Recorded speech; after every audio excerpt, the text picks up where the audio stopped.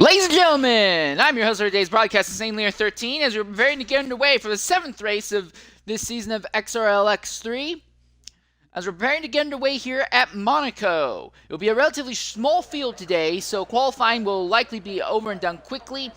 We are looking at wet weather qualifying session, interestingly enough, so drivers will throw on the intermediate tires, probably get out there, set a single lap, and then come in and not really push too hard to complete. Big question today is going to be how many people are going to be able to survive. With this few drivers running on track today, the biggest question is just going to be survival, because if you can make it to the end of the race, you're pretty much guaranteed to walk out here with a respectable amount of points today. Still waiting to see who the first people are going to be that will come out on track. And it looks like I might be wrong. Some drivers are apparently going to try and come out on the full wet weather tires. The first driver to leave the circuit is this man here, Plastic Love.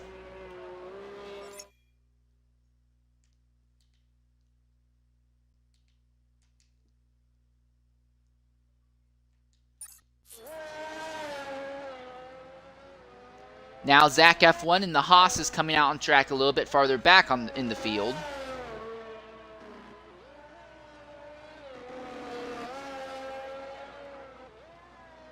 Big slide, but he's still on it.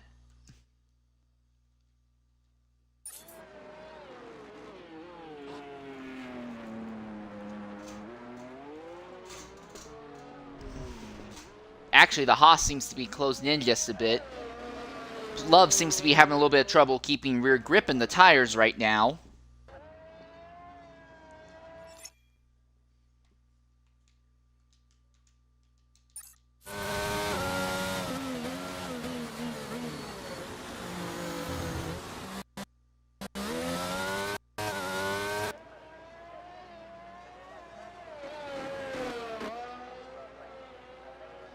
A little bit wide and sideways there. But the Williams will keep it out of the wall for now. Again, this is only the outlap, and he's hit the outside wall on his outlap. Now, I don't know if there's any damage to that car at this point or not.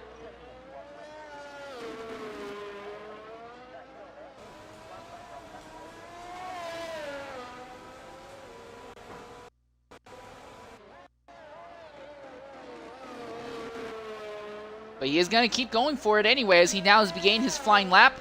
About half of the field is either on a lap or in a flyer, and there has been someone who has gone around, and Zach F1 has hit Golminator. Golminator has had a crash in the start of his lap. Zach F1 had nowhere to go, went right into him, and there is a track blockage coming right out of Zandvoort.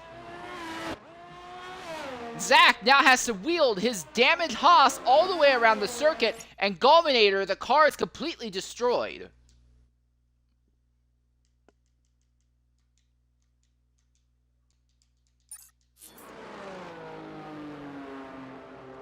Wreckage has been cleared at this point. The good news for Zach is that no one else is closing in on him from behind. And Plastic Love has had an accident coming out of the tunnel. He's not quite to the Noville chicane, but he has had an accident coming out of the tunnel and hit the wall. And the entire front wing has gone off of his car. And now Mantic Meerkat has been disqualified for parking or blocking the pit lane exit.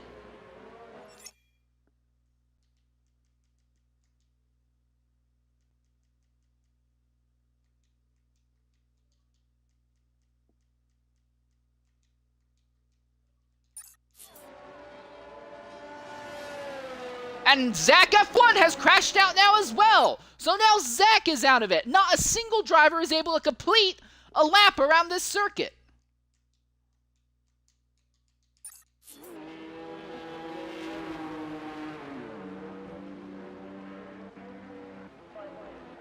Alright, and coming to the party right now is Golminator.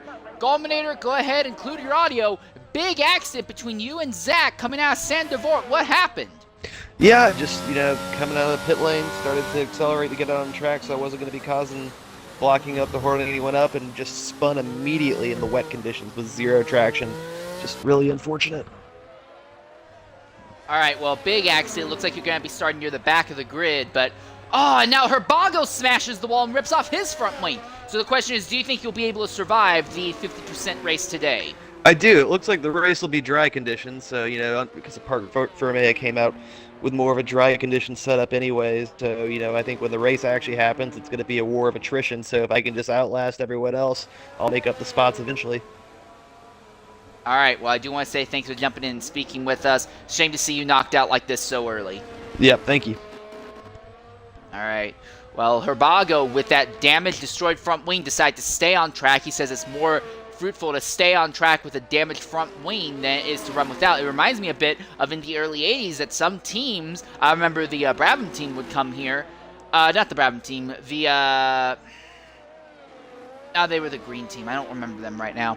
But they would show up sometimes with absolutely no front wing whatsoever here, and nearly won Monaco in 1982 with a car that was set up to have no front wing. Now, obviously, you can't really get away with that nowadays because of the significantly different aerodynamic profile of the cars, but it does seem like Herbago understands what he's going for. Constant Jet in the middle of a lap right now in his Red Bull, as is AK Herbie in the Mercedes. Zola also in the middle of an outlap. And I think we're going to see a lot of scenarios of drivers just getting out there, saying a lap as quickly as they can, doesn't matter what the lap is, and then immediately coming into the pits. Only 13 drivers right now, so everyone's guaranteed to make it out of Q1. And honestly, I wouldn't be surprised if we saw drivers just not even bother trying to make it out of Q2 because they'd rather just have extra tires to throw on the cars anytime they do damage their cars in the race, because we are anticipating a lot of damage and destroyed front wings in today's event. And Collie Boy retires in the pit lane after staying a lap. Herbie now goes second, 129.441.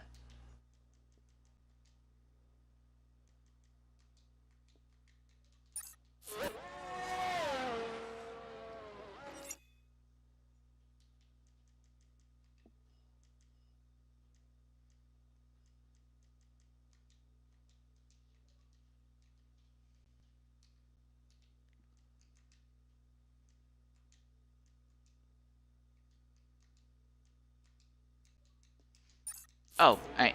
Hey, Peasy, can you hear me? Peasy, can you hear me? He may not be here right now. Zola currently in the middle of his lap, and there has been a driver that has had an accident, or not an accident, but pulled off the circuit. That's Boothie in the Alpine there. He's gotten going since. Classic Love in the middle of a lap right now. Him and Zola the only drivers in the middle of laps at this moment. Flavor has come out on track as well.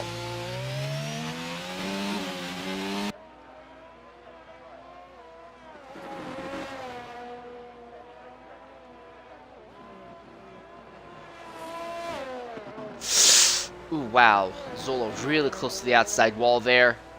But he's keeping it off the walls right now. Coming to the final corner. And across the line, Zola will set a 130.194. I thought I was going to be a little bit harder on the throttle coming down the straight, but he is not. So 130.194 is all he'll set. Constant Jet has coming to the pits. Plastic Love coming around the final corners now as well, trying to get a lap in.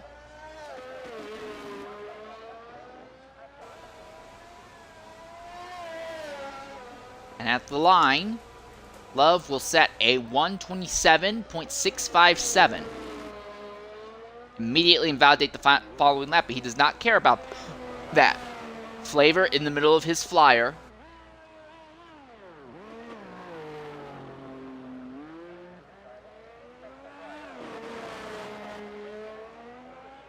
In that red and yellow Ferrari, he'll come across the line and will set a 128.639.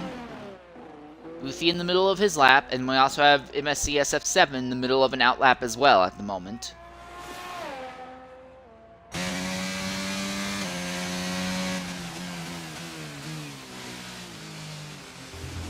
Through the Novell chicane. Big slide for Boothie, but he keeps it together.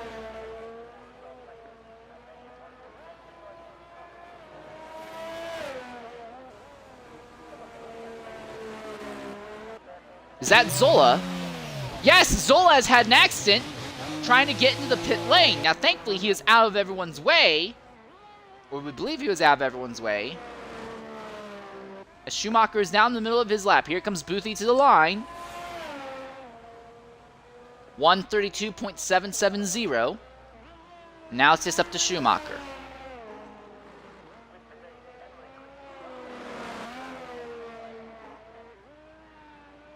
Wow, you can see he's really throwing it and tossing it in these cars. He's probably the most aggressive chasing the car around the track of everyone we've seen thus far. But you have to wonder if it's actually gaining him any time, because he's going to be doing a lot of sliding with that car. Oh, look at that. He's really fishtailing out of these corners, and then he's counter-steering, and he's relying on the fact that this is a slow-speed track to basically keep him out of the walls.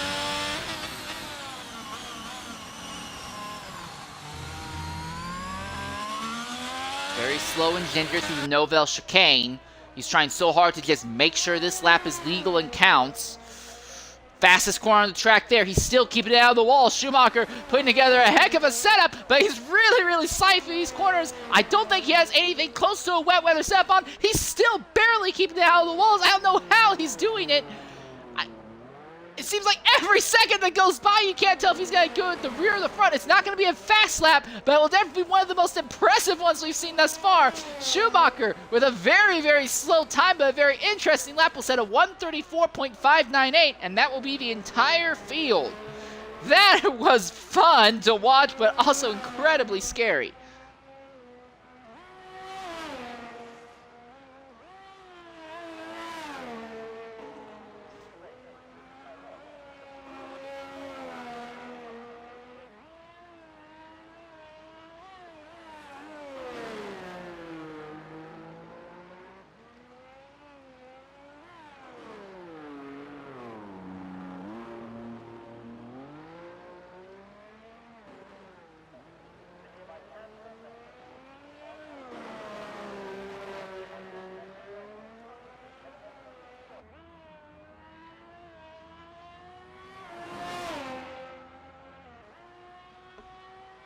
So Zola and Constantia is retired in the pit lane. Right now, everyone is in the pits, and we're waiting on Schumacher to try and make it back to the pit lane after he has set his time of 134.598.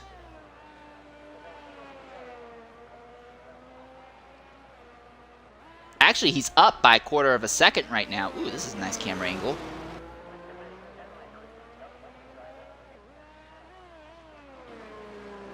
If he wanted to, he could probably stay with this lap and actually improve on time. There's not a whole lot of value in doing so as we see him coming to the pits.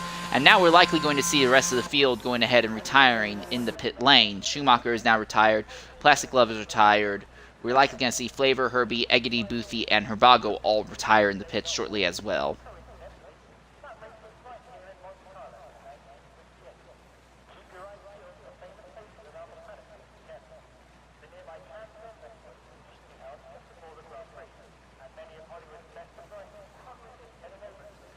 So we'll likely see an early end to Q1 here, and with only 10 drivers advancing into Q2 by the looks of it, this should be a very simple, very quick Q2 as well. Not a whole lot on the line in the first round of qualifying, just get a lap in, but considering how wet the circuit is, that's proved to be very difficult to do.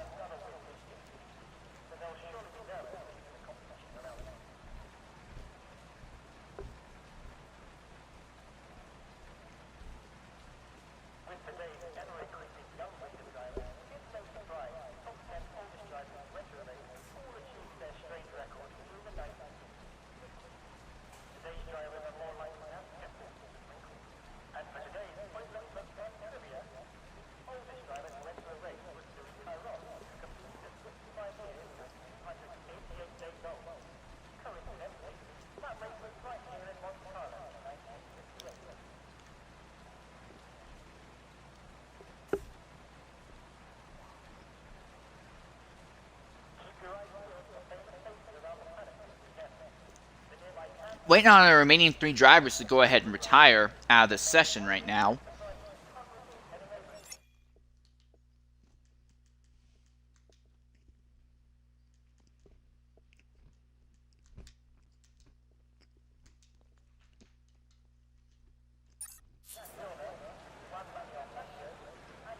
as everyone who is here has already gone ahead and set their laps or has crashed out or been disqualified. All right, coming to the party right now is Schumacher SF7. Schumacher, go ahead, include your audio.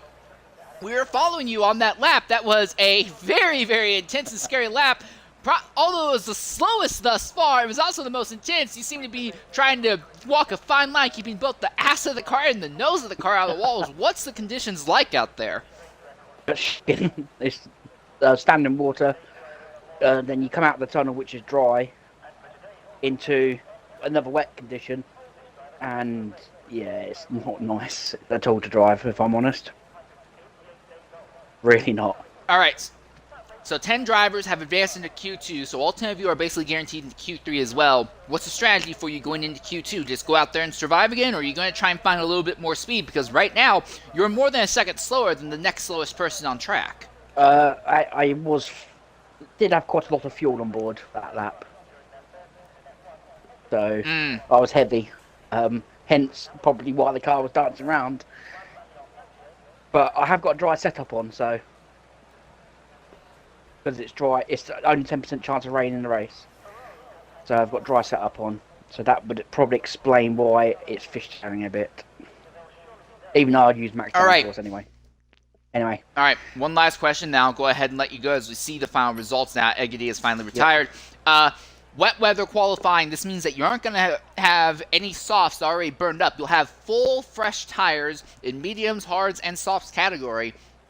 Are we going to see a little bit of a shakeup and not see people go medium, hard, or hard, medium? Or is the potential that we'll see people try to do multi-stops and just throw some flyer laps on the soft tires? Especially considering that in today's race, with only 13 drivers running, there's going to be a lot of clean track out there.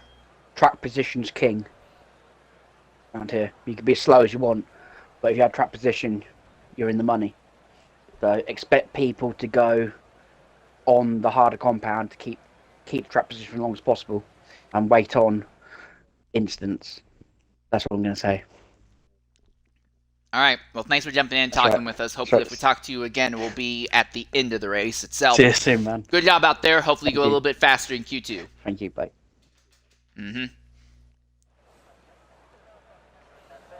All right. So now we begin to get ready for the next round here of qualifying. Again, 10 drivers, all 10 of them are guaranteed to advance into the next round, and we're likely going to see drivers throw on the exact same set of wet weather tires they already had on, because they will already have a little bit of wear on them. Call Boy, who was the fastest in qualifying session 1, is the first driver to get on track here in qualifying session 2. Big puddle of water right there, coming out of pit lane.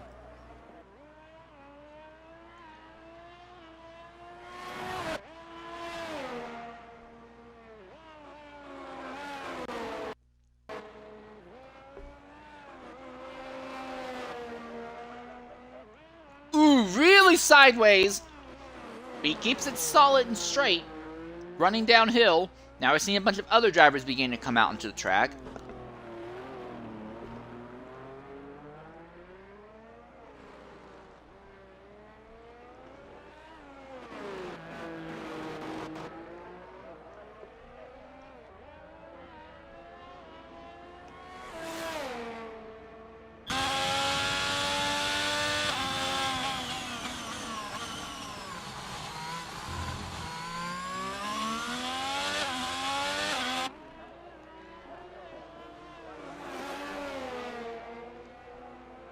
In fact, at this point, it looks like 7 of our 10 drivers are out onto the circuit.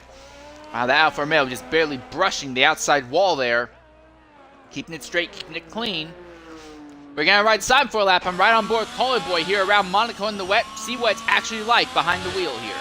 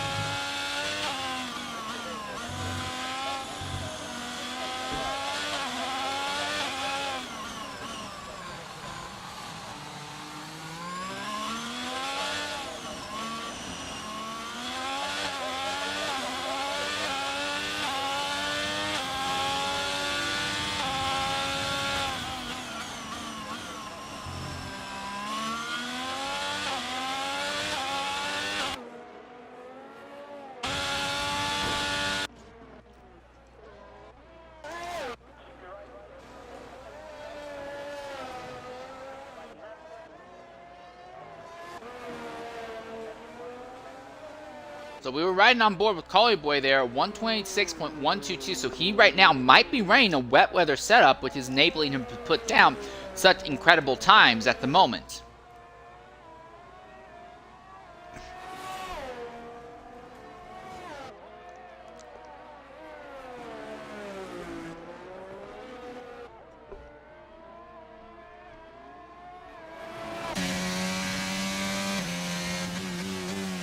Plastic Glove is in the same range of Collie Boy though, 126.501. Boothie's just smacked the outside wall.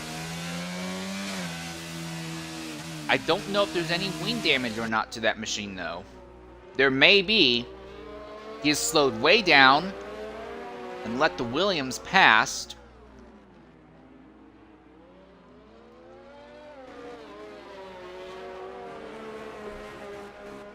Eggedy now crosses the line. He'll say 130.392.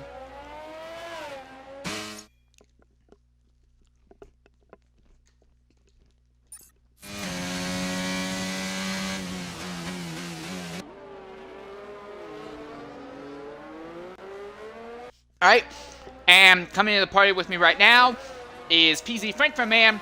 PZ, go ahead, include your audio. Monaco, in the wet, probably the most dangerous scenario in all of racing with these cars.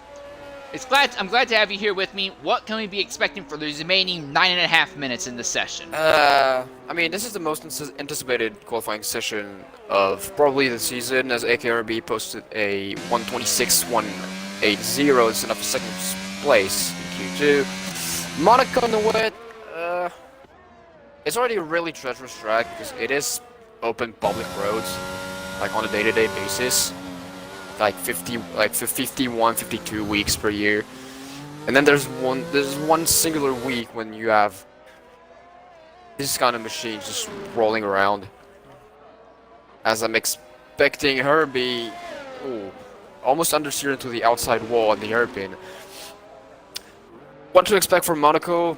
Probably the most hectic qualifying session of the season, because I mean, this is not a track where you can overtake. Most of the time, the qualifying session, that's a new fastest lap by Collie Boy. This man is just improving. And Herbago just beats him to the top, though, 123.327. Oh, that's the second faster than Collie Boy. Oh, we have a yellow flag in 1 and 2. Probably people on the wall. That was Plastic Love, who was moving aside to let the Alpine of Boothie go by, returning the same favor to him that Boothie did when Love was on a flyer lap earlier. I wasn't there for Q1, but in the rain, I believe there were some people out before the end of the session. Indeed. Oh well, that was to expect. As Boothie's about to post his first lap, that's enough for fifth. It's a 126.699. So yeah, keep an eye on people qualifying here. As well, watch an eye on Costin Jet. Jet has swapped off of the wet weather tires and has gone on to intermediates. Now I think he's aborted out of this lap, but I think he's going to try and go for an absolute flyer here because the rain has pretty much stopped and the track is slowly drying up. He might be about to post a fast lap. That's enough for fifth, 126.685. As Zola retires in the pits. Also, the two Ferraris of Flavored, Schumacher out on track, and Eggedy has come to a complete stop on the racetrack. All right, now he's starting to get going. Let the Ferraris by, as Flavor is also on the intermediates. And is about to post, I'd say 124? Yes, it is, 124.290. That's enough for second spot. As his teammate Schumacher goes a tad bit faster, 123.570. But this says a lot about Herbago because he set his fastest lap on the wet weather tires. It's likely that McLaren driver might be able to steal a pole position here.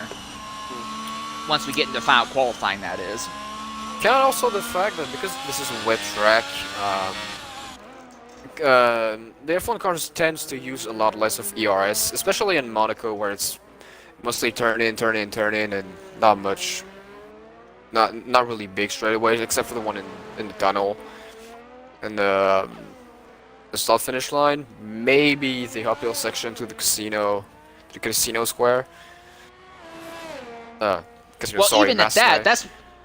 that you do bring up a good point about the tunnel, though, because the rain, is only going to fall where there's nothing over the track. That entire tunnel section stays completely dry, or near completely dry, outside of small tracts of water entering it. So that causes a lot of issues for drivers on the wet or the intermediate tires, because the tires just simply don't have the grip. Well, comes to the fact, because the track is wet, the track is cold. And the tunnel section might be the only section where the track is, well, at least dry, but might be also a tad bit warmer than the rest of the track that is actually soaking wet. So this also might be the only patch of, I'd say, hot surface where you can give a little bit more heat to your tires.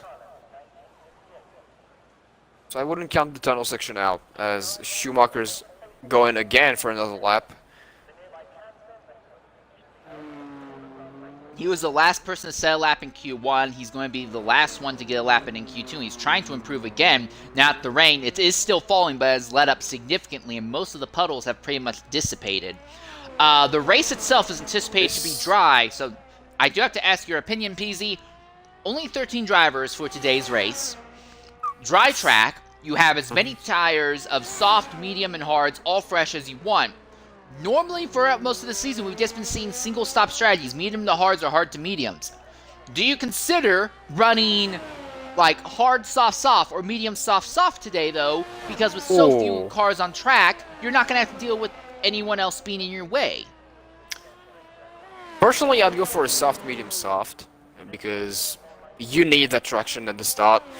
And then, if you can go away from the pack, I mean, you have to go away from the pack enough to, when you switch to mediums, you're not in the pack anymore, maybe ahead, or... That's a new fastest lap by Schumacher, 1:21.897. So you were right about changing conditions. So now everybody that has retired in the pits cannot improve. But they don't need to, because we only have 10 drivers in this session, yeah. so they're all guaranteed to advance anyway. In a sense, them retiring might be a good thing, because they now know that they can use as many intermediate tires as they want in the final round qualifying. As opposed, Constant Jet, Flavor, Schumacher, they already have a set of intermediates, so they're going to have a significant amount of wear. They're going to be a little bit on the back foot when it comes to strategy going into the final round of qualifying.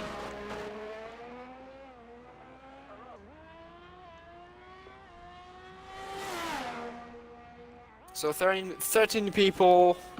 Yeah, I'd go for soft, medium, soft. Go as fast as you can on your first stint with the softs to go away from the pack as much as you can. Then switch to mediums and hopefully be away from the pack again. And then final stint on soft. I'd say to assert dominance or not, not to get caught up with people on. Oh, slight tap of the back wheel at the Rascas. Yeah, and yeah, Schumacher, I think, is content with that 21. No one else is even in the 22s, let alone the 21, so he has definitely gone out there and sent the message that he wanted to. As Boothie retires, and there's only the Ferraris yet to retire. 2 minutes and a half. Flavor just retired. We just need probably Schumacher to retire, and then what will happen? Will we be stuck for 2 minutes? Talking about nothing and anything? Nope, we'll automatically cut through the 2 minutes and go right into Q3. Thank God, at least they did that right. But yeah, there's your results. Big thing regarding the changing the drying out of the track conditions. Drivers like Zola and Eggety, 6 seconds, or nearly 6 seconds in Zola's case, off of Schumacher's time. But really, no one really touched Schumacher's time because he just stayed out so much longer on the intermediate tires, really got a feel for that track. Also, Schumacher put a lot more fuel in his car in his run in the last session and this session than everyone else. So he has a lot more weight on the car. He's almost handicapping himself right now. And he's still 2 seconds up on just a swap from wets to intermediates. I think Schumacher might not be a contender for pole position, but I think top 2 rows is pretty much a lock-in for him, assuming he doesn't stuff it into a wall. That is the big risk around Monaco.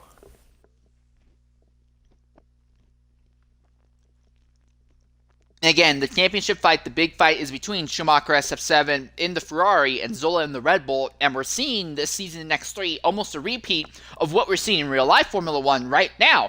The Ferrari is absolutely amazing in single lap pace. He pretty much outqualifies Zola every single race without issue.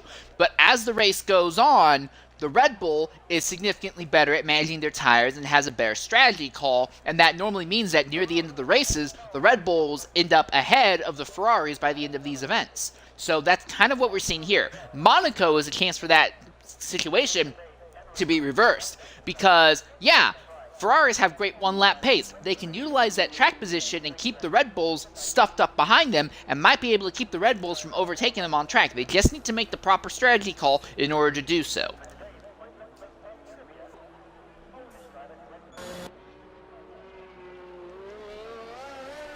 I really hope for Schumacher and Flavor that they're not cursed with the... I mean, they do not... I really wish for them to not have the curse of the Red Clowns.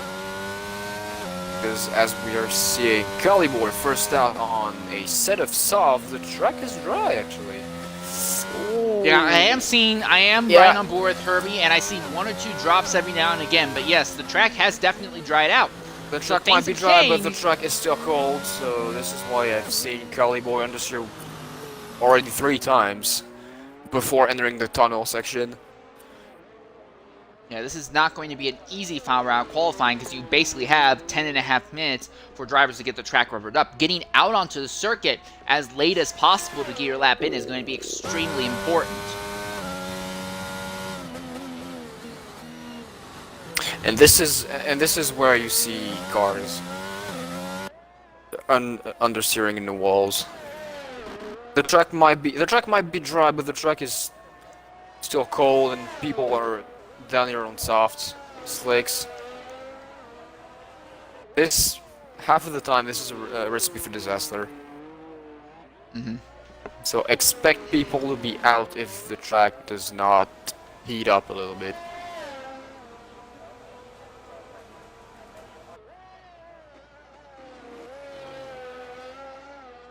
Another issue, though, at least this is me, this is, again, the people who drive these cars in this game all the time won't have as much of a problem with it.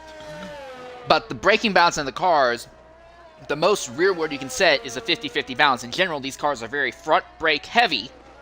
That means you can't really trail brake, you can't just kind of be laying on the brake and kind of brake guiding the car through the corners. That causes a lot more issues when you're on a wet track or a nice green track like this, simply because the track's not going to help you. Tires aren't going to help you because they're struggling to get up to proper temperature. And you put the brakes down, you end up running the risk of overheating the tires, locking up the brakes, and going right off circuit. The way these cars are set up braking-wise can cause you a lot of issues here. And again, I'm still riding on board with Herbie, and I still see drops here and there on the track, but falling onto his helmet. But it's just not enough to turn the circuit back from being dry to even damp right now. So this is a very high risk, but potentially high reward scenario right here. And that is way faster than the session before. So 1:16.332 that everybody will be chasing. Will be chasing after as Herbie crosses the line at 1:17.308. New fast lap by Schumacher 1:16.225. Herbago 15.656, so Herbago is an outside contender for the championship as well. Agadi has just invalidated his lap in the Nobel chicane. Oh, did he just smack the wall and rip off his wing? No, he did not. Alright, I saw something wrong there. He's still fine.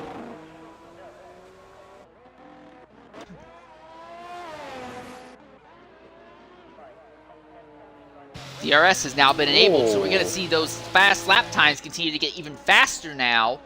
That means not only the track is drying, but it's not raining anymore. Cox and Jet in the middle of a lap right now as he comes down through the hairpin. One of the most iconic corners in all of, not just Formula 1, but all of racing. Also, for those of you who missed it, I believe I saw the headlines correctly. Monaco, and Hollywood now goes to the top 115.392. Monaco has gone ahead and re-signed with Formula One for another 3 years at the circuit. So we Ooh. are guaranteed to continue to see Monaco until the end Be of the improved. New current fastest lap. regs. Schumacher hammers it on 1:15.254.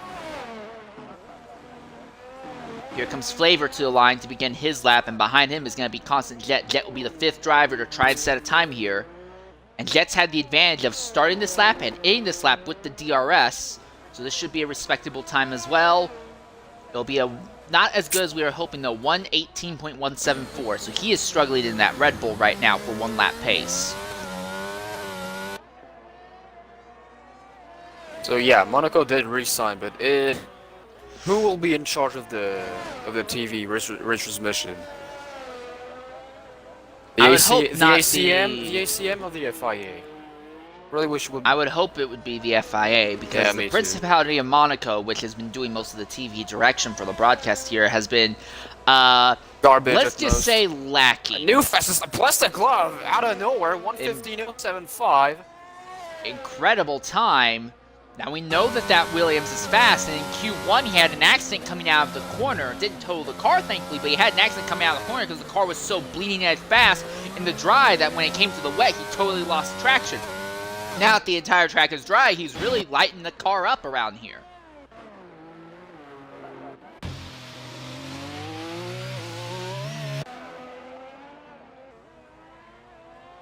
But in the meantime, I know I'm kind of specifying that each and every race I can attend in the booth at least.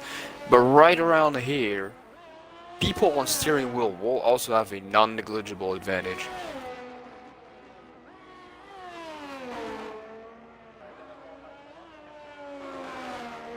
So we're a little bit more than halfway through the session. By now, the track should be nice and rubbered up. Do you go ahead and throw the car out there now when a lot of drivers are in the middle of their lap, so that way you're on a flyer when they're coming in? But because here's the thing, you can do that, but you risk them accidentally blocking your lap. Or do you want to wait even later? Because the later and later you wait, the less and less likely you'll be able to get extra laps in. Zola did improve to second place with a 1:15.145. Yeah. I'm still seeing drops here and there, but again, it seems like the rubbering up and the heating up of the track is accelerating much faster than the dwindling rain can do. So I think right now the track just continues to get better and better. Flavor coming out of the final corner right now. He put down some immense car control and put down some great times in Q1 and Q2. Oh, that's but enough. Here in Q3, it's just not quite as good. 1:15.461. I say it's not quite as good. He's still within 4/10 of Plastic Love. But now that the track's dried out, we're seeing everyone's real pace. Ooh. As we're still Exiting waiting. the AlphaTauri to the line. 1:17.678. And Boothie on his way to complete his first lap. Waiting, goes around Larascas. Hitting on final stretch. Ooh. That's a new fastest lap, 1:14.821. Ooh! First driver into the 14s, and that's why I say that Boothie is one of the most amazing guys to watch in qualifying.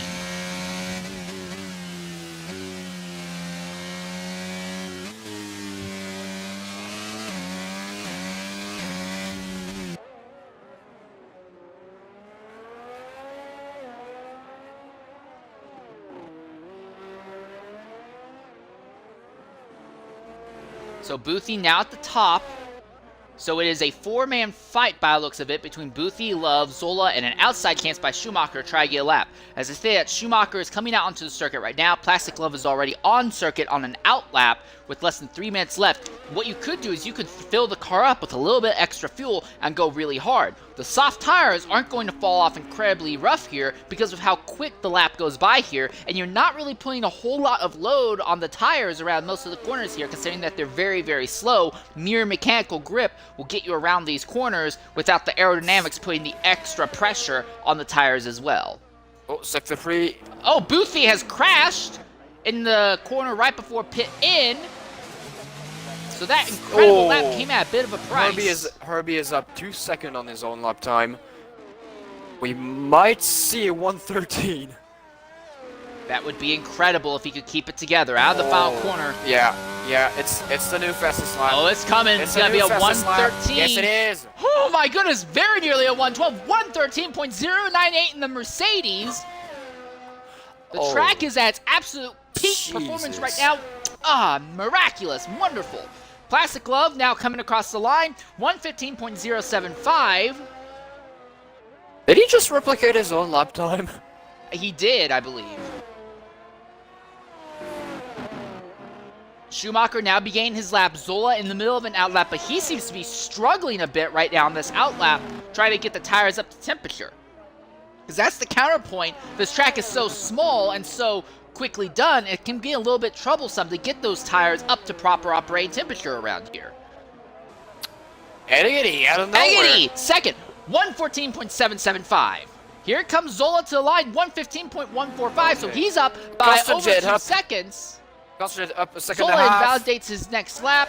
Herbago has just nearly smashed the wall, but he's going to cross the line 115.656. Collie boy! Collie boy, back to the top, 112. We are now in the 12s of the 112.375, and we have just a minute left in the session. The track is alive.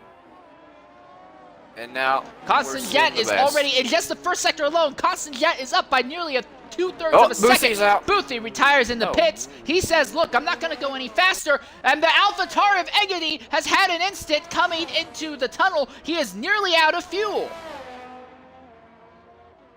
Schumacher on the home stretch. 111. Top 112.142. And now here comes his teammate Flavor. Flavor. Oh. To the line for the second Ferrari. It's just not as well there. Flavor seems to be struggling as the lap times are picking up. That lap was only a 118. Here comes the Red Bull, though. Zola has invalidated this lap, but he'll make it to the line in time to get one more shot at this. That invalid lap, he was up by half a second. Costa just spun after Arascas. He's in the front of the entry pits. And that will likely lock him into a 10th place spot. Herbago, 111s, 111.977.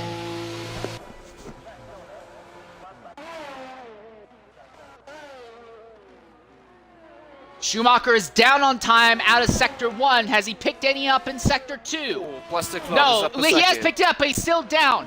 Schumacher needs to pull out a monster 2/10 in these final few corners.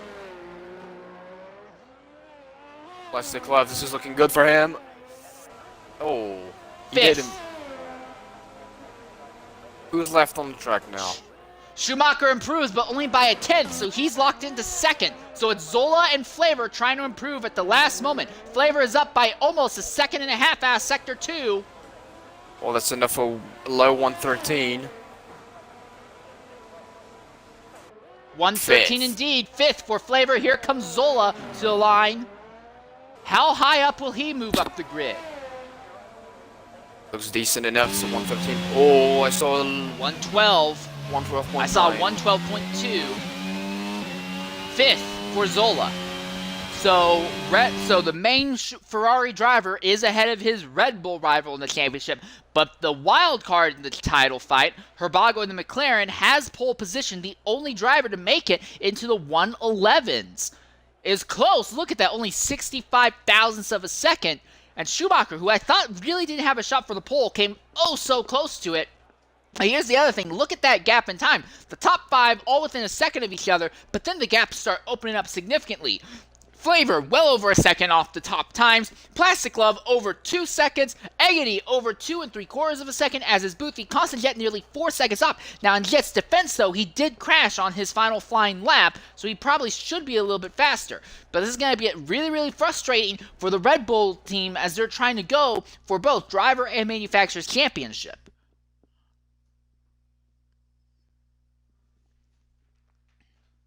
The nice thing is, because Q1 and Q2 both ended so quickly, we're actually going to get underway for the race here a lot sooner than normal.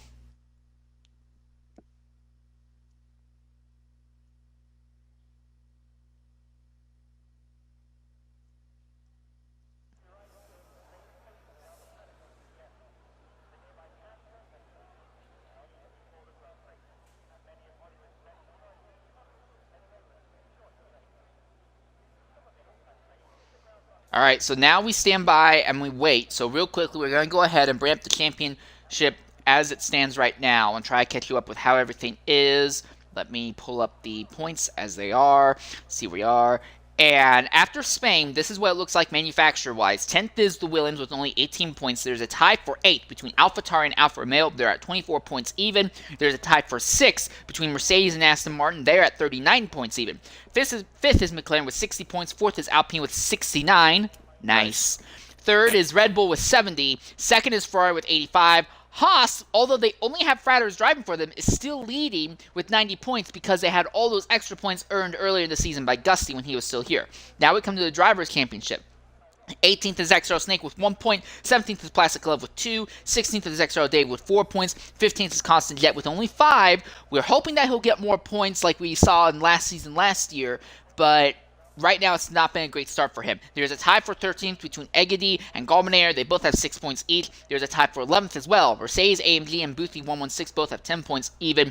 10th is Ocean Line with 16 points. There's a tie for 8th between Collie Boy and XO Flavor. They both have 20 points each. 7th is CJ Hurricane with 21 points. 6th is Fratters with 24. 5th, Herbago with 27 points. 4th is Mantic Meerkat with 33. 3rd is AK Herbie with 38. And in the Drivers' Championship is a dead tie, XRL Zola, who won last week's race after the actual winner got disqualified. Zola is at a tie on the top with Schumacher, 65 points even. So, this race very, very influential because Zola has been having a slow upward trajectory. Schumacher's just kind of been staying consistent. If Schumacher can go ahead and get the grasp over Zola, it may work in his favor. Again, Schumacher, he's one of the veterans in X3. He helped get a title for the Ferrari, a double title for a Ferrari team back in the first full season of 21. Then the truncated season of 22, he was a title contender until he had to miss the final few races, and that took him out of it. He knows what it takes to drive well here in X3. The counterpoint, Zola has won almost every single dev title when we still gave out dev titles. He's won all but one dev title, has won all of the manufacturer's titles in dev. He has not won a driver's championship in X2, but he has been the supporting driver helping teammates get driver's titles in X2 and has won manufacturer titles in X2. And I always bring this up. You know the meme about General Zhukov out of this old Soviet Union having his medals all over his chest. That's Zola. That is what Schumacher is going up against here. Zola has experience winning driver's titles, but it's against weaker fields. But he has much more experience, though, than Schumacher. It's a very interesting scenario. And then you look at the way they've been performing on the track. Schumacher has been faster over single lap pace, and he's really, really good at managing tires. Zola, though, has had slightly better strategy calls. And I do mean slightly, but that's been enough. And Zola has been able to do better over longer runs. It seems like he is better at managing the fall off of the runs. Schumacher is just better on the runs by himself, but Zola is able to take the kind of fall off and manage it better than the little bit of fall off that Schumacher has. It's a really strange difference to notice, but it is something to point out, and that's one of the things that is making this title fight a little bit interesting. It's not quite what we're used to seeing in X3. Normally it's just 3, 4, 5 drivers just kind of throwing everything at the wall, going ham at it. We don't really see this kind of managed, relying on your strengths and capitalizing on the weakness fight that we normally see here in X3. That's more of an X2 or an X1 thing.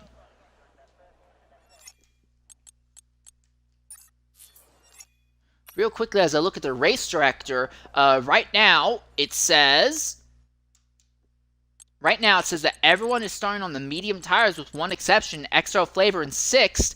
It's saying that he's going to be starting on the hards. Also, Fratters has missed qualifying, but he has joined us for the race, so we'll be having 14 drivers for today's run today.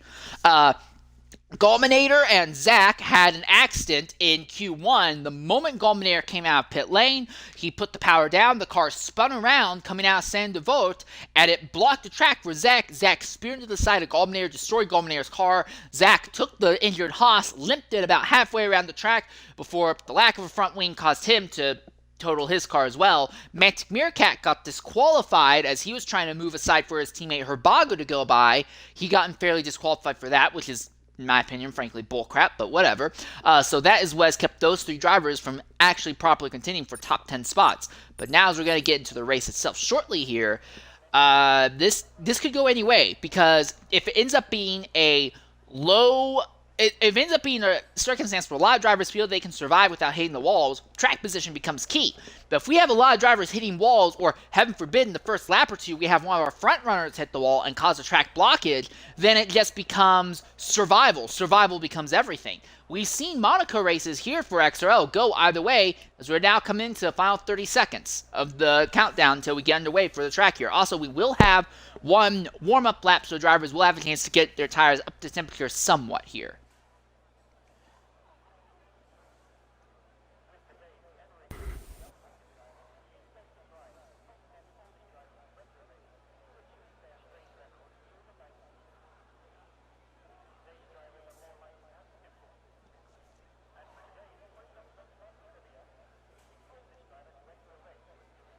I always get so excited to watch a Monaco race get underway. And here we are. Here's our first warm-up lap.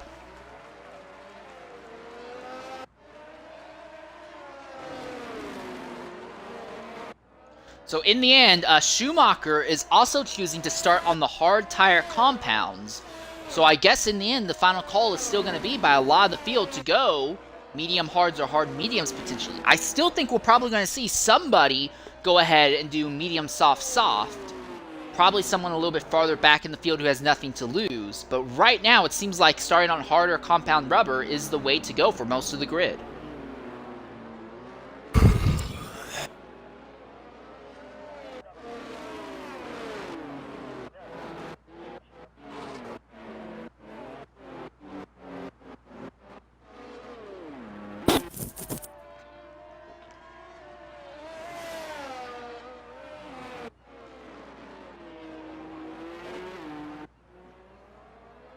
This is going to be kind of interesting here because this is a really short lap, but it's also a very slow lap as well. For the drivers up front, Herbago, Schumacher, Boy, they're not going to really get the full benefit of this warm-up lap because I'm looking back at Fratters in 14th. He is way off the back of the grid right now. When he finally does catch up, the leaders, they're going to be on the starting grid for, several seconds, long enough for a lot of the heat they built up in the tires to leak out again. This warm-up lap, it does help everyone, but it helps the drivers near the back of the grid significantly more than the drivers in the front. But that's always been the case. But I do believe they have to respect some kind of either time delta or distance between each drivers, as such scenario wouldn't be happening. But Plastic Glove disqualified. Yeah, those disqualifieds won't count for anything, though. It gets reset once they start the race itself. Riding on board with Boy as we see the lights. 4 lights, 5 lights. It's lights out. Away we go here, the Principality of Monaco. And the question is, who's going to do some heroics and stand the vote? Boy is going to go for it. He shoots to the inside, side by side with the Ferrari. Can't make it by. They're side by side at the back of the field, and there's been an AlphaTauri. And that is going to cause a blockage as Eggity blocks Golminator, Zach, and Constant Jet as well. Fratters goes from 14th to 10th at the start of the grid. Herbago already has opened up a more than 1 second gap from the rest of the field. Boy is aggressive on the rear wing of Schumacher around here now. Zach goes to the inside of Golminator, and the Haas and the Alpine both spear themselves into the wall. They had nowhere to go. Zach needs to get moving fast. He finally gets moving, but now Zach has fallen to dead last.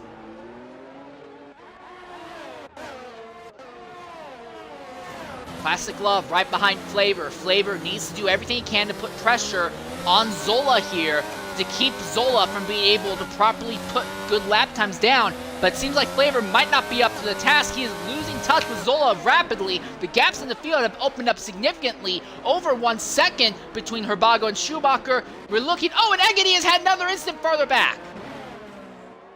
He's able to keep it going, but he has now fallen 3 seconds off of Golminator, as Golminator is now trying to close back in on the Red Bull of Constant Jet. Herbago, 120.579 for initial lap. Eggity, another incident. I think there may be something wrong with that AlphaTauri that we can't see. Some Harrison in the same vote. Meerkat and Boothie side by side. They're still side by side. Someone has to back out and come into the casino, and it will be Boothie.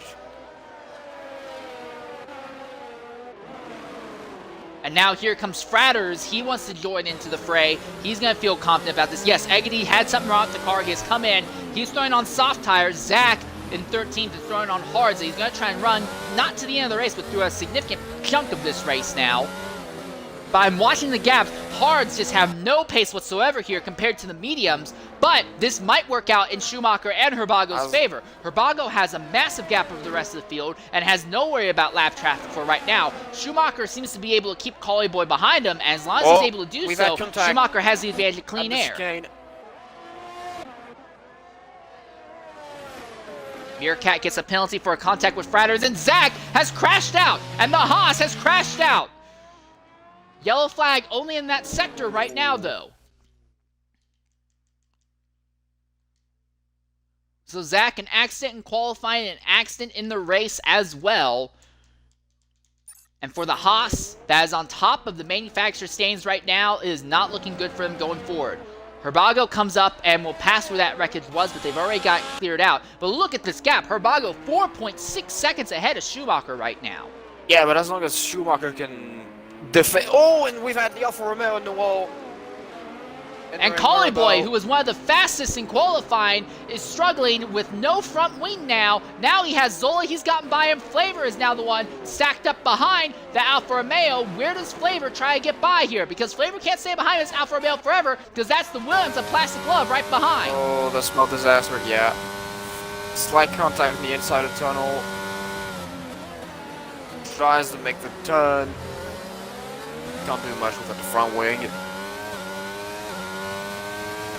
Yeah, Collie Boy is just staying ahead enough of Flavor.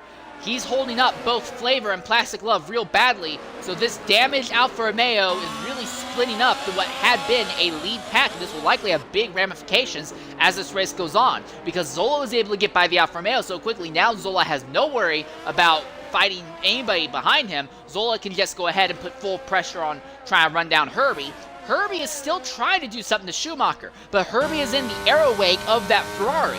Now again, Monaco, such a slow track, aero wake doesn't mean as much to the tire degradation as it would as other circuits, but still there, it's still going to have an effect. Herbie on the softer tires, and behind the aero wake of someone else, Herbie is going to be setting himself up for failure later on because these tires are going to be in such a nasty position going forward. Collie Boy has finally made into this pit lane. He has thrown on the soft tires.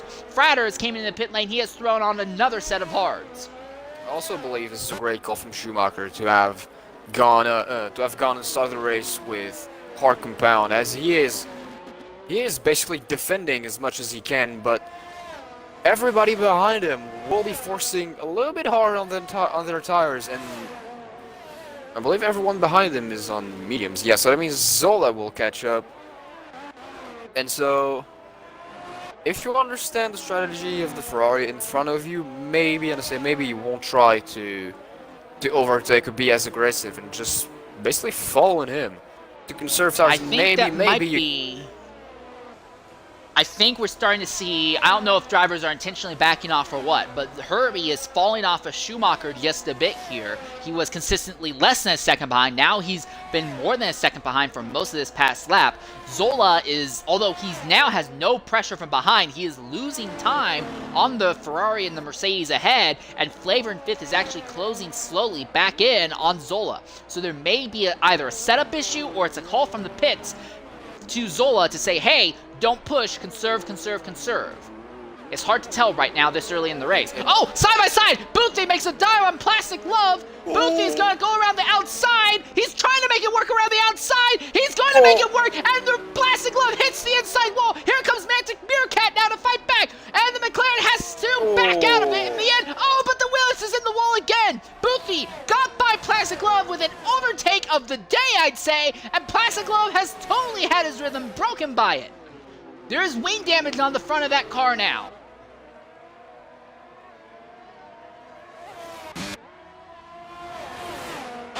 There's another fight for 9th, 10th, and 11th. Constant Jet holding off Galminator and Collie Boy. Oh, wow! Oh, dear! Collie goes right into the back of Galminator.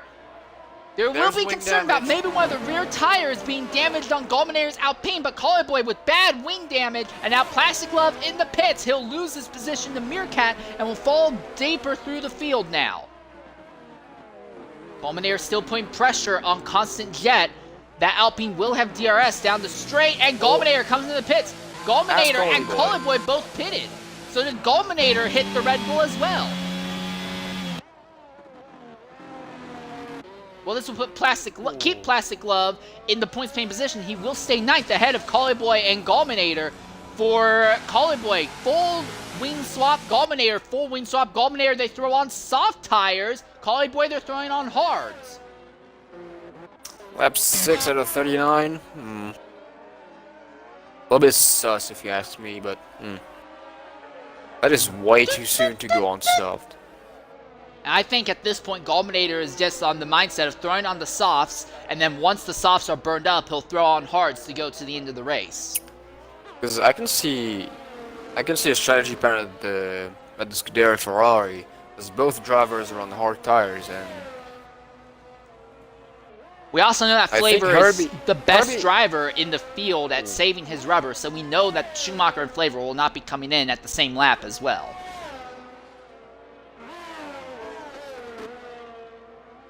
Most of the gaps in the field have now opened up quite a bit, and the big thing to take note of, Herbago leading by 8.8 seconds. So Herbago absolutely in a class of his own, and yes, the fact that he has clean air and softer tires is helping, but he's been basically pulling away by over a second a lap throughout most of this event. I don't think anyone's catching Herbago unless there ends up being a pit lane mishap between himself and Meerkat.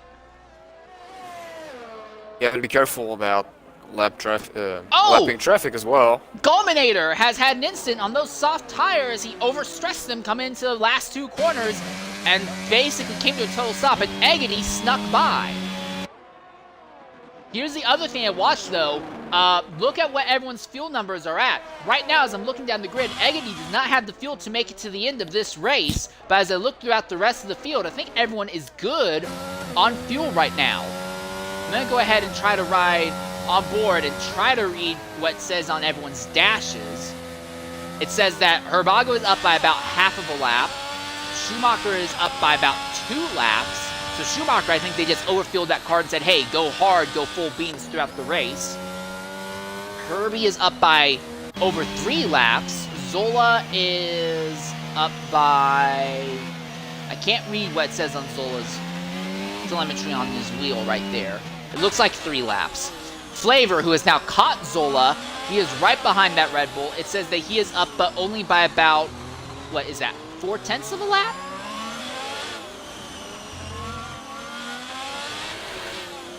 No, he's up by 4 laps.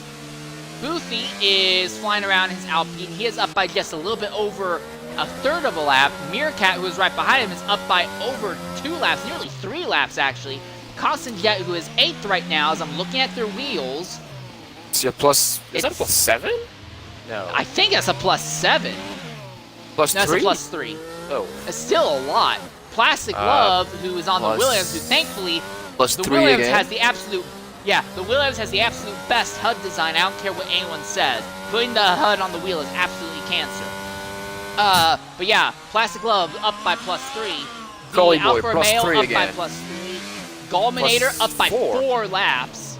Eggity is up by... Well, he's down, I believe. Yeah, he's down by 0.06. Yeah, he is down. Yeah, this could be His problematic for Fratters Eggity. is 0.002. Oh no, Yeah, he's, so wait, Fratters he's is down. Yeah, Fratters is bleeding on the line. Not really in a position to take advantage either way. He's not gaining, he's not losing. Oh, as he lost a bit of wing going in Portier. This is going to get interesting because Fratters is Herbie's teammate. He is right ahead of Schumacher, and I would not be surprised if we see the Mercedes here try to hold up the Ferrari behind as much as he can to give Herbie a shot at overtaking Schumacher. I'm kind of waiting for some kamikaze move out of Schumacher as he There lets it is. both goes by. Yeah, but that still worked out significantly more in Herbie's favor than it did in Schumacher's. The thing is, Schumacher now has clean track ahead. And Fratters has stayed on track despite the damaged wing, interestingly enough. Also of note, Meerkat has caught Boothie. Now, Boothie does not have any time penalties, and he's been one of the few drivers we've been seeing making overtakes on merit, not just capitalizing someone else's mistake. He is actually charging out there and actually making stuff happen. So now that Meerkat has caught him in the McLaren, this is very interesting, because Meerkat is going to try to have to do it to Boothie what Boothie has been doing to other drivers throughout the day.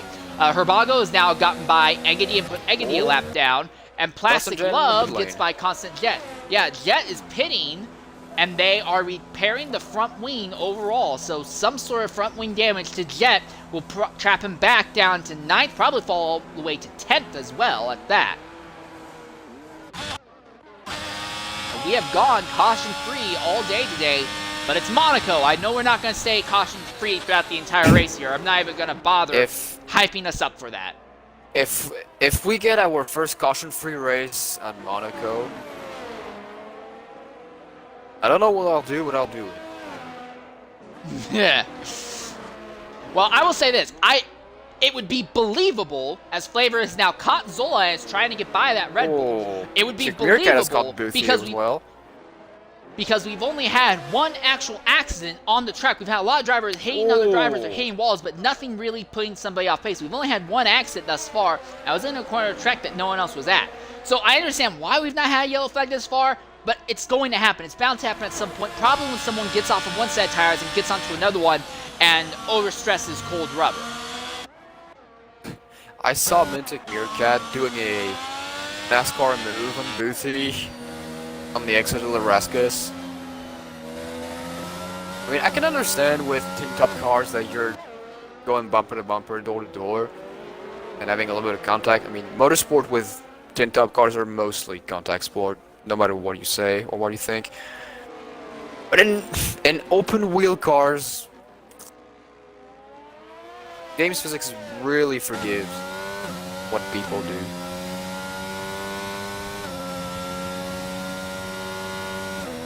But of course, I don't think we're in simulation damage. Yes, Which would... Well, it's slightly reduced, but there's no real wing because damage. simulation damage would be an absolute nightmare around here. Yeah, because I don't think you can repair rear wing damage in this game either. So not even in real life. You don't go around. You can. No, you can take off entire rear wings, can't you? Not during races. I mean, I've never seen a car going back to the pits without a rear wing and then going back out with a new one. I mean, there's a whole DRS system in it now, so I don't think that's possible. And yet I've never seen a car losing a rear wing and then going back out again. Most of the time, if a car has lost its rear wing, it's mostly because the back end of the car is buried deep into a tire wall. Fair enough, but at the same time, I'm just gonna say they do it in America.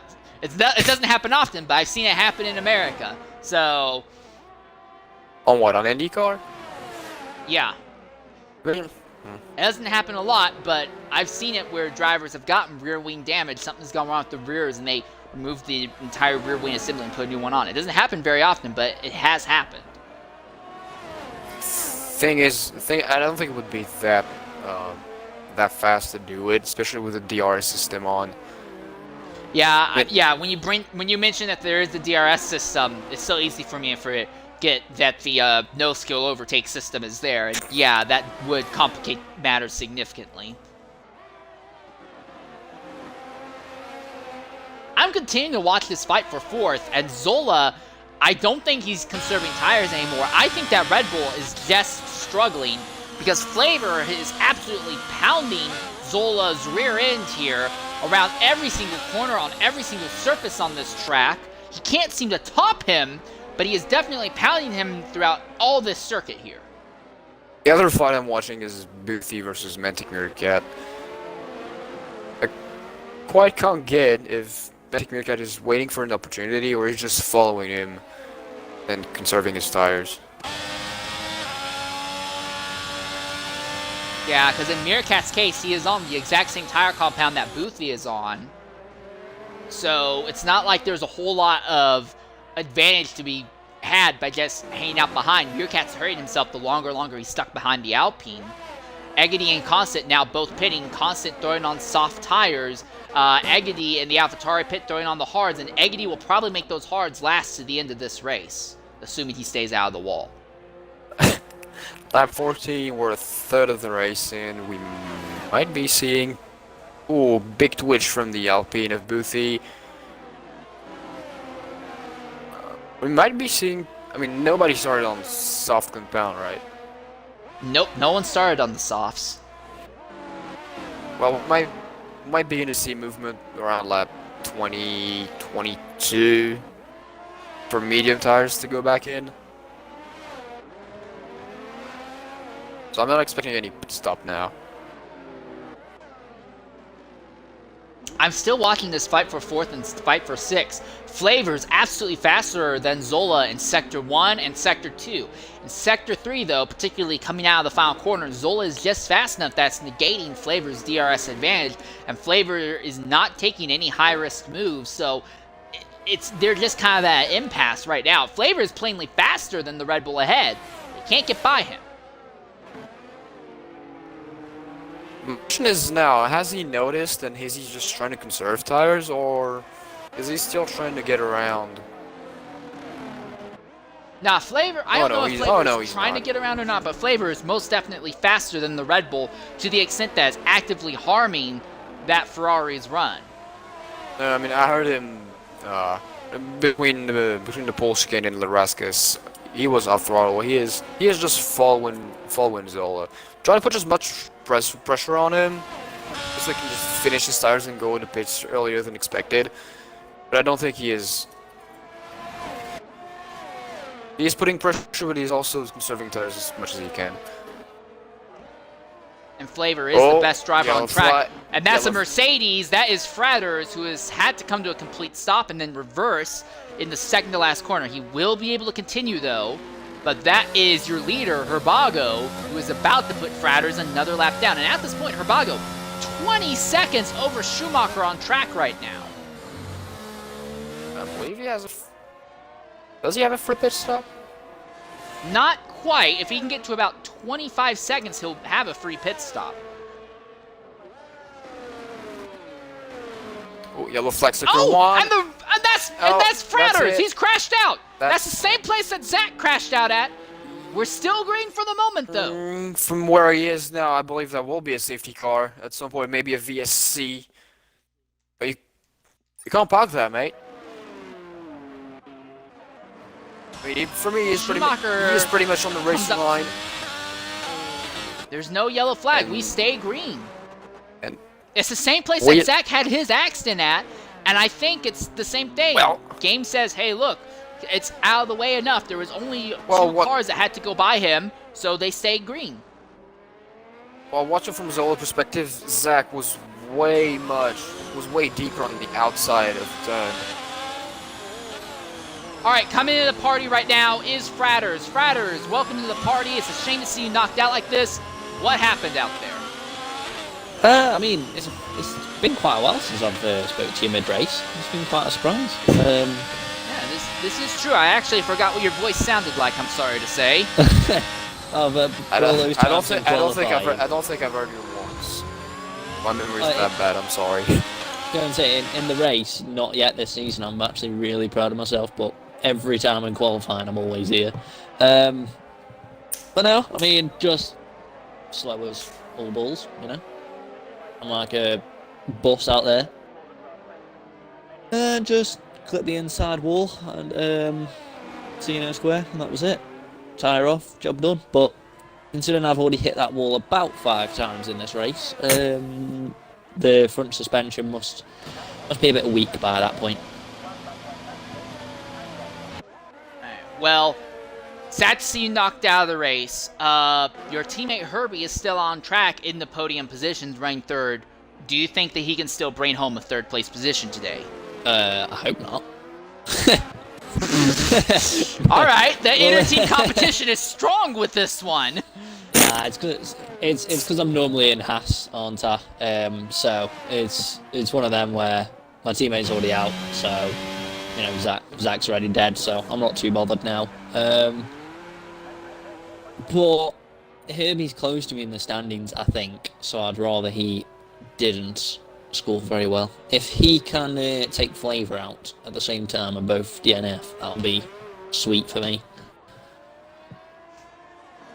Alright, well, either way, shame to see you out like this, but thanks for jumping in and talking with us, mate. Hopefully we don't have to talk to you in the middle of the race again for the rest of the season, and if we do talk to you again, it's at the end of a race. Thanks, guys. Alright, well, speaking of which, Herbago has completed his pit lane stop Zola and has stays also gone in the pits. 2.4 seconds ahead of Schumacher. Yeah, Zola came into the pits, and they actually held up Zola a bit as Constant Jet was just leaving the pits as Zola was coming in. So not the greatest timing in the Red Bull camp. They threw on hard tires, and also Zola had to do a complete wing change as well. So that was not a scheduled stop. Schumacher is 2.4 seconds behind Herbago and still has not yet made his stop. He will have to jump over to another set of tires, probably mediums before this is up.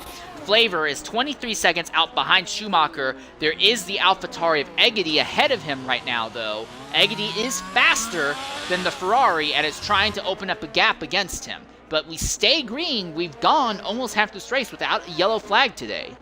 We're gonna be past the half point at the end of this lap. Oh, Zola's caught Boothie. Zola's trying to get by Boothie. He's faster than the Alpine. Can he figure out a way by him? He was looking for it there coming out of Casino.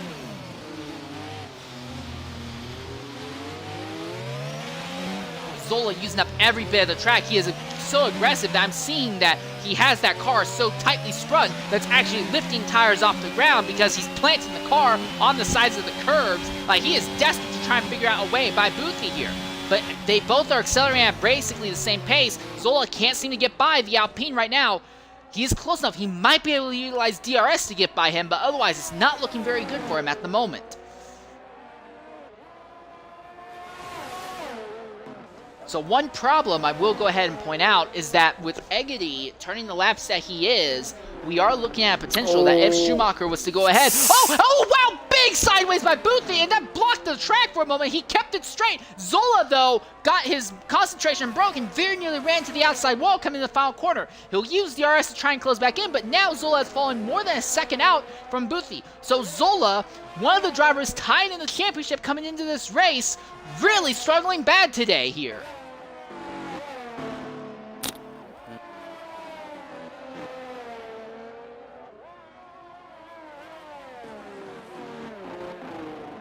Oh, new fastest lap by Herbago has Herbago. just set the fastest lap. 1:14.737. Everyone is on the hards except for Plastic Love in 9th, who is on medium tires that have a little bit of wear on them. But Love is going to likely jump off those mediums at some point and probably throw on softs to go for fastest lap point. Well, this is going to be frustrating for Flavor because Flavor let Egedy by, but Egedy is not pulling away from Flavor at the rate that he wanted. And at the same time, Egedy has pulled away just enough that when Schumacher makes his stop, Schumacher's going to end up behind lap traffic. So this has really gotten a little bit frustrating in the Ferrari camp. Still expecting both of them to pit at some point. Because lap 20 we're past the halfway point and they're still on their first set of tires. Which in its own right is impressive. But considering, I mean, Schumacher's in clean air, Flavor is, Flavor's the best driver in the field at... Yeah, but Flavor's the best driver in the field at managing tire wear. Now, it comes at pace. He doesn't have the greatest pace, but he's able to make tires last 5 to 10 laps longer than nearly anyone else on the grid. Herbago, another fastest lap, 14.6 now. So Zola is losing touch with Boothie, and here comes Mantic Meerkat, who is now 8th, and he is now beginning to close in on the Red Bull of Zola.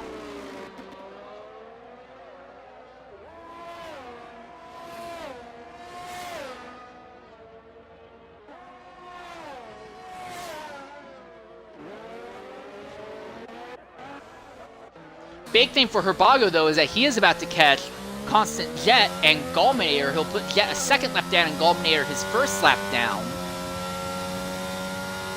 So Herbago does have some lap traffic he'll have to contend with. I don't think that'll be much of a bother. Yeah. I mean, I really do believe people around here do understand the blue flag rules and be as safe as possible, since this is the most unforgiving track on the schedule. Well, when Herbago gets by these two, he'll go back to having pretty much clean air, potentially to the end of the race, because the next driver he'll catch will be his teammate, Mantic Meerkat, and there you are. Constant Jet lets him by down the main straightaway. Gulminator still... Oh, that's not Gulminator. Who is that ahead? Is that Love? Yeah, it's Plastic Love. I'm sorry. It'll be Plastic Love who is in ninth. And Love will likely have to pit sooner rather than later, so he just might pit to clear the track for Herbago instead.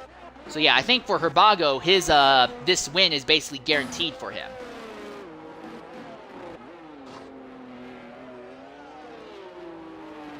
Schumacher is now far enough ahead of Flavor that he'll have a free stop. Eggedy has actually fallen back Zola behind. hit the wall on the inside of the Nivelle chicane. He has lost a bit of front wing. Oh. And let's Mantic Meerkat by. And Zola, this is bad news for his championship fight. Will he have to pit? Because if he has to pit, he's likely going to fall behind Plastic Love. And not just that, he's going to start coming into a potential scenario where he'll go a lap down. And yes, he is going into pits. And this will put him behind Plastic Love for sure. Gulminator, he's not going to fall behind Gulminator, but will likely go a lap down to Herbago. Yeah, here comes Herbago now out of the final corner. So Zola will go a lap down now.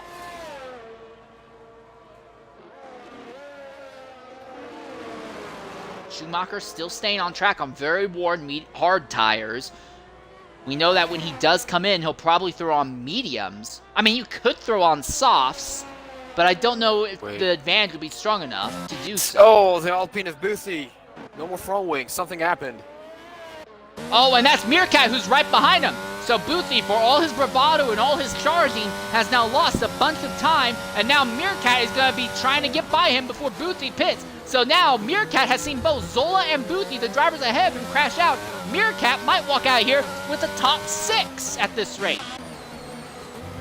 Oh, here's something else to watch. Herbie, on those fresh, hard tires, has caught Flavor, who has not yet made his stop.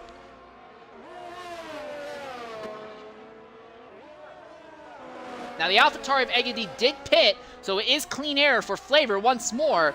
But now Herbie, on the fresh hards, is behind Flavor, and he is going to jump back into a podium position once Flavor pits. In the pits is Boothie. As they're repairing the damage, he's going to fall behind Plastic Love on track. He will stay ahead of Zola, though. But now Boothie is a lap down, Plastic Love is a lap down. Only the top 6 drivers are still on the lead lap because we've stayed green from the start of this race. And Boothie has come out behind the Ferrari of Schumacher. There's almost a 30-second gap between both Ferraris. Herbie is still there, and we're about to be two-thirds of the race in, and both Ferraris have yet to pit. I think the strategy would have been starting on hard, but then stretching them up the most they can and go back on softs. This is a really bold. We do have a lot of free soft tires available. It's a bold strategy. The thing is, I don't know if it's going to pay Schumacher much dividends, though, because we just not had enough accidents to warrant yellow flags. Plastic Love in the pits now, and they're taking off medium rubber. Now, I thought Plastic could have gone a lot longer. Is there wing damage? Serving a time penalty. But no, it looks like they're not worried about the wings. They're just putting on soft tires. So I guess drivers are thinking that they can stretch it to the end on the softs now.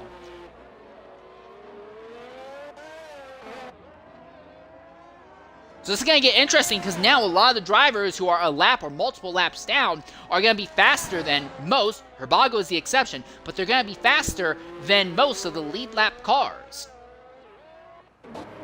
Zola has caught Boothie once more now. Boothie is ahead of the Red Bull at the moment. Zola has tires that are just 1 lap older than Boothie's, but they both are going to try, and Boothie has let Zola go on. Boothie just moves aside and lets Zola by. Oh, there's damage on Boothy's car. That's why. He has front wing damage.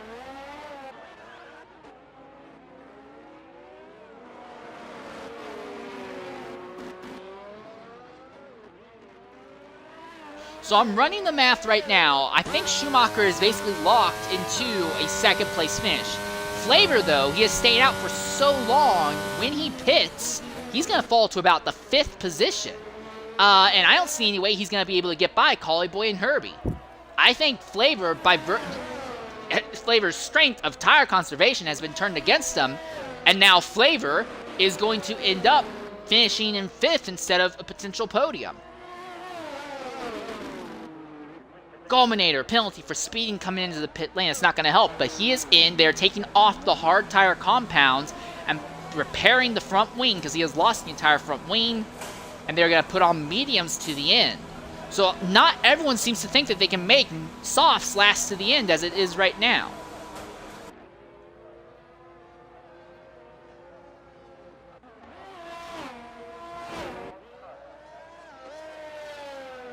Question is now, are softs meant to last exactly 15 laps or a little bit more, maybe 18? Yeah, gonna be closer to 16 for Zola and Love. Yeah, because Yeah, I don't know. That's a bold strategy. I don't know how confident I'd be in it. this is a bold strategy, but at the same time, if you're pitting now for soft and soft only lasts for 16 laps at most, that means you will end your race with basically dead soft tires.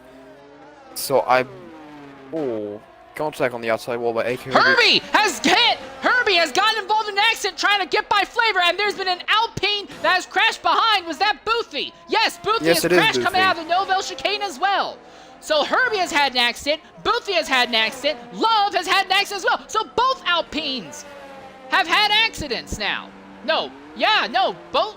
Plastic Love's not an Alpine. I'm sorry. God, sometimes the way that the cameras work out just confuse me. But Herbie has had an accident. They're going to have to throw on soft tires, and he's going to lose a bunch of time now. So for Flavor, this is perfect. He should come in this lap if he can, and he might still be ahead of Herbie. I really don't know about that one. Oh no. Herbie is in this. Herbie's actually going to go a lap down, I think. Yeah, that would.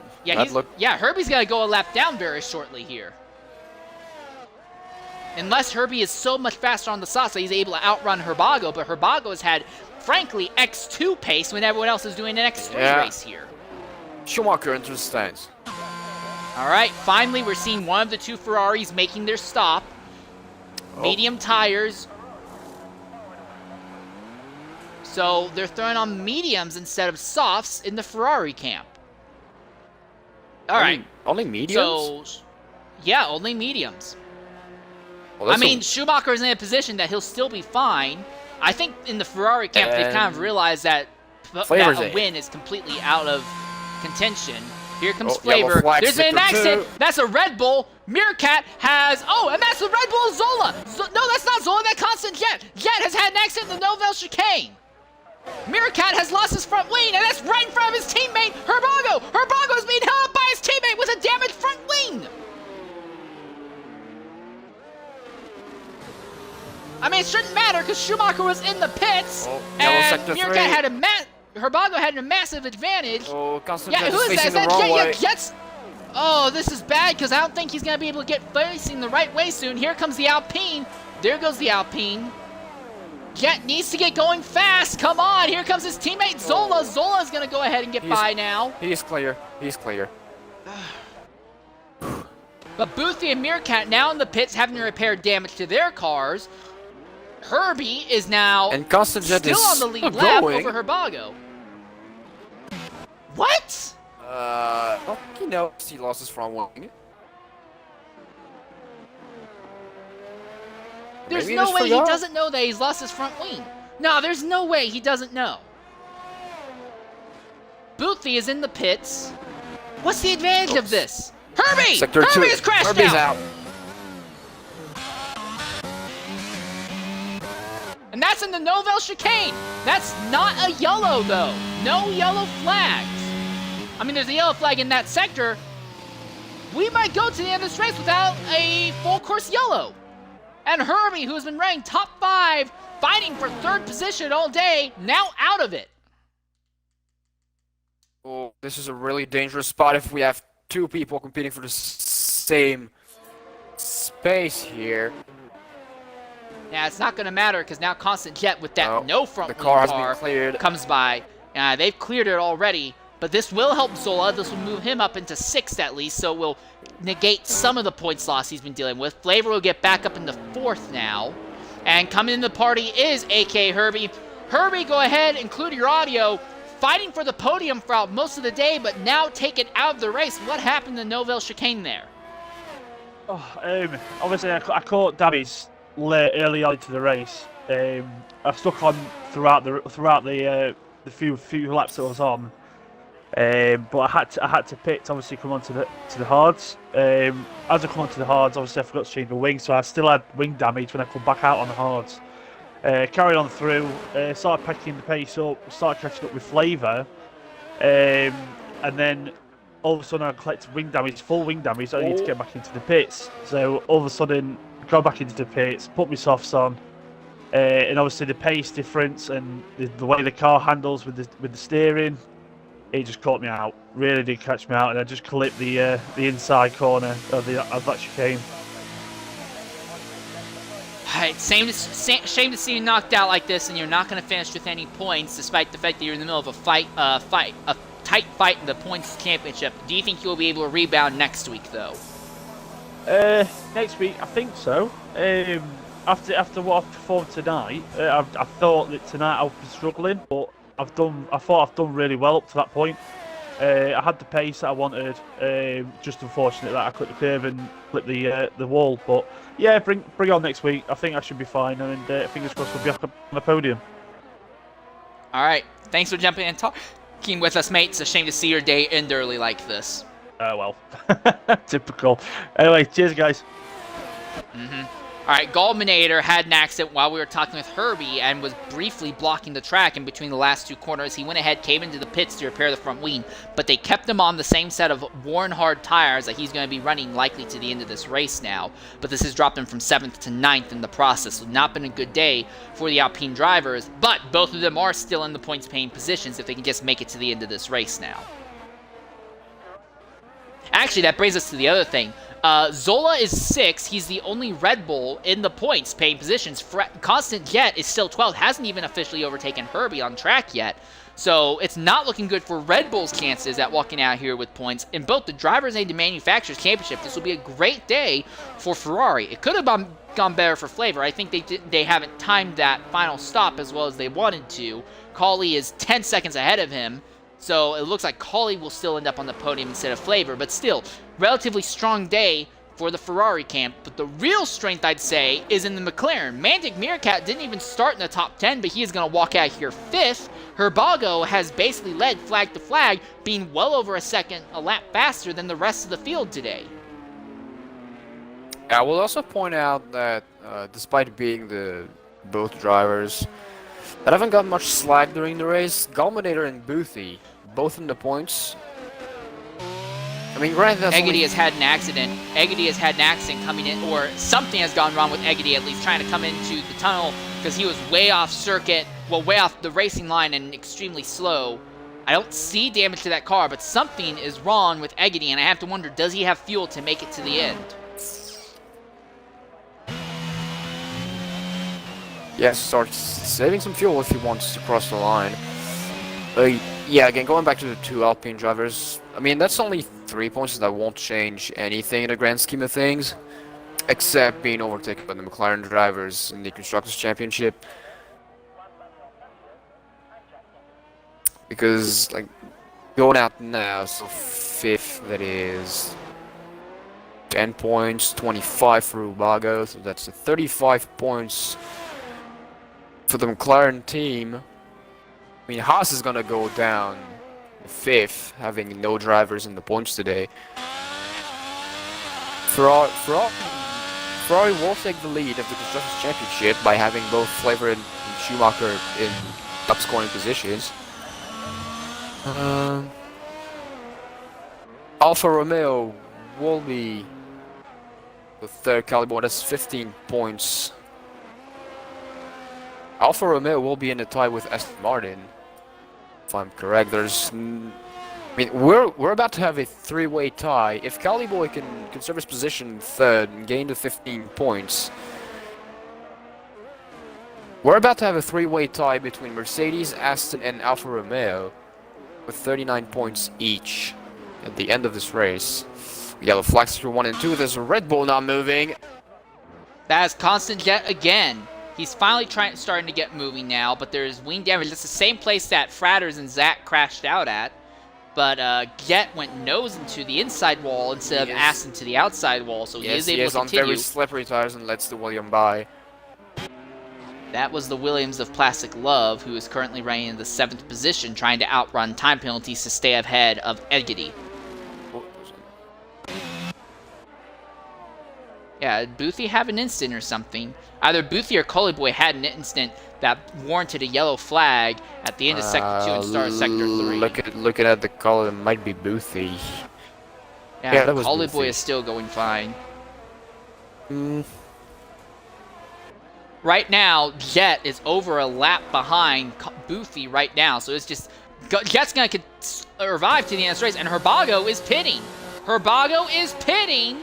Now, he has more than a free pit stop ahead of Schumacher, but they are pitting him. They're throwing on the soft rubber. They're going to say, hey, Herbago, go ahead, go for fastest lap point. And they're pitting Meerkat as well out of 5th.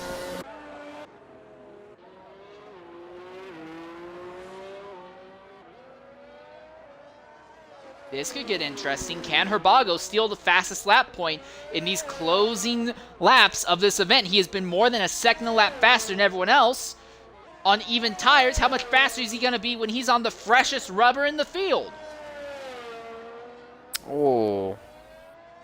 He needs to be careful, though, because if he crashes out now, it would be the biggest choke job in XRL history.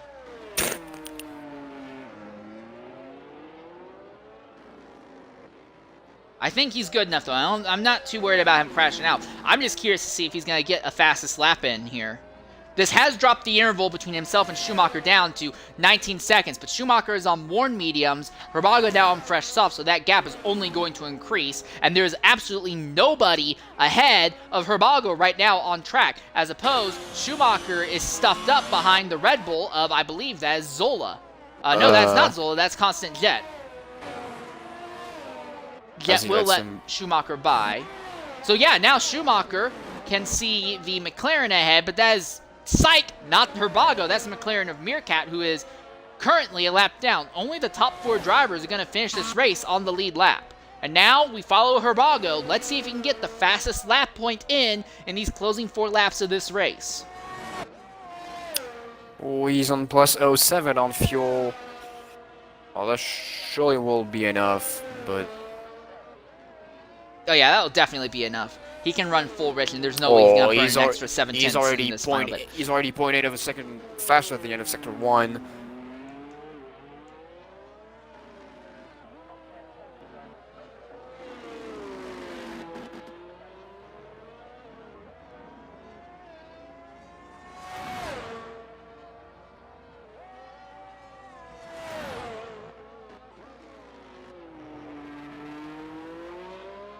Clean through the Novell chicane. And now coming to the end of Sector 2. Tobacco. And he's up a second and a half. Boothie has crashed out! Boothie has just crashed out in the final corner! This is going to compromise Herbago's lap! He is not on the No, it racing won't. line. Herbago's still in it. Yeah, Herbago's still in it at the line. Herbago, fastest lap point, the answer. No. I don't believe that is. He's up by 1.7 seconds. Oh, no, he is. It's a 112.846. Yeah, 112.846. Yep. Also, this accident may have happened early enough in the race that Jet might still be able to walk out here with 1 single point. We're going to try and get Boothie in here and hear what happened from his perspective. But it looked like he crashed trying to come into the pit lane. Or probably a little bit early on the gas going out in the last chicane. Now Herbago has caught lap traffic. That's Plastic Love. Love Was will that, immediately step aside to let him by. Where was it? The Carlos Sainz and Sergio Perez, and oh no, that was on the exit of Portier. This season, I believe.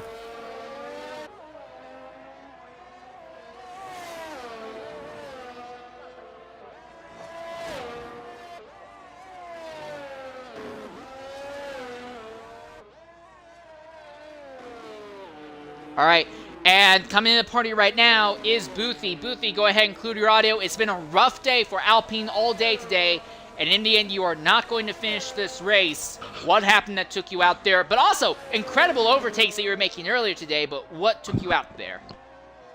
Well, came around the second to last corner. Crashed into the wall, broke my wind, so I tried to slowly turn into the pit lane and got it wrong. I think I was doing about 5 kilometers an hour when I hit the wall. It's a shame to hear, but Boothie, you were the only driver on track making actual on-track overtakes past lap 1 on merit. So I just want to say, even though it's a crash out, you were making overtakes around the outside of the hairpin. I would say driver of the day just for that alone. Yeah, that was fun to be fair. Good. See you later. All right. Thanks, Boothie. So, yes, Constant Jet has now officially overtaken Boothie on track. So, Jet, as long as he is within 3 laps of the leader, he will take home points.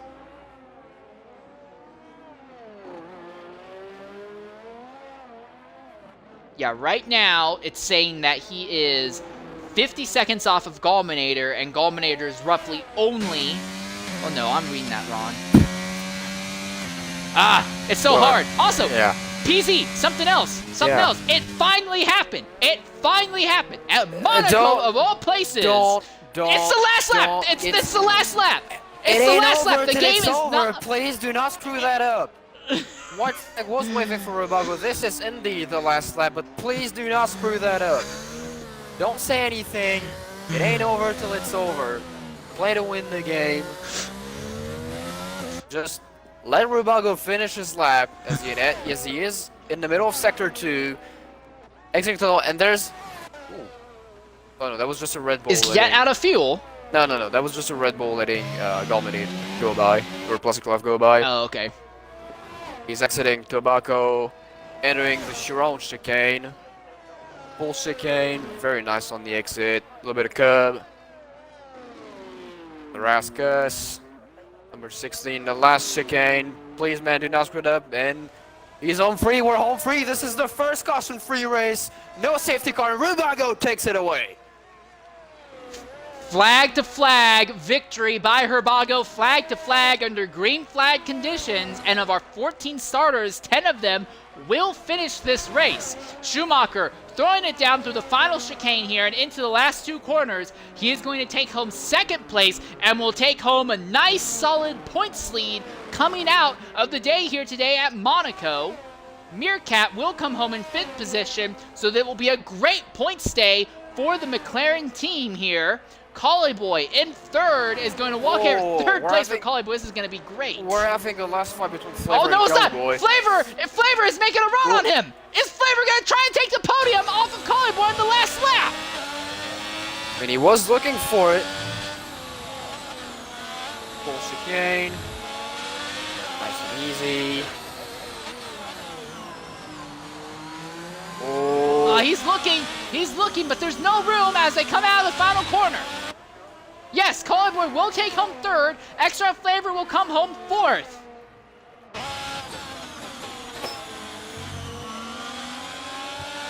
That was an incredible fight today, though. Now you can say it.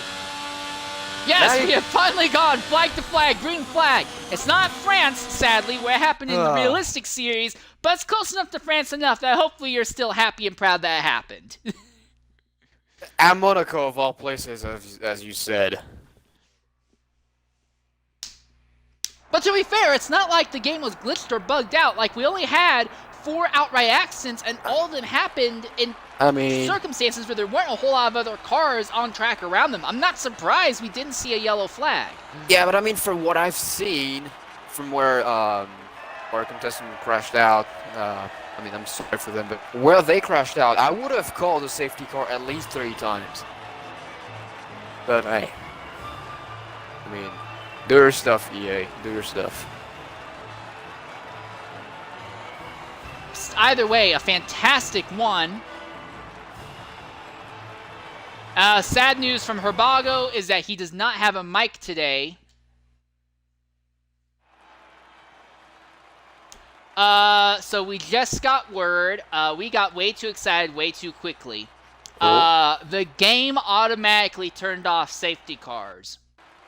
Oh,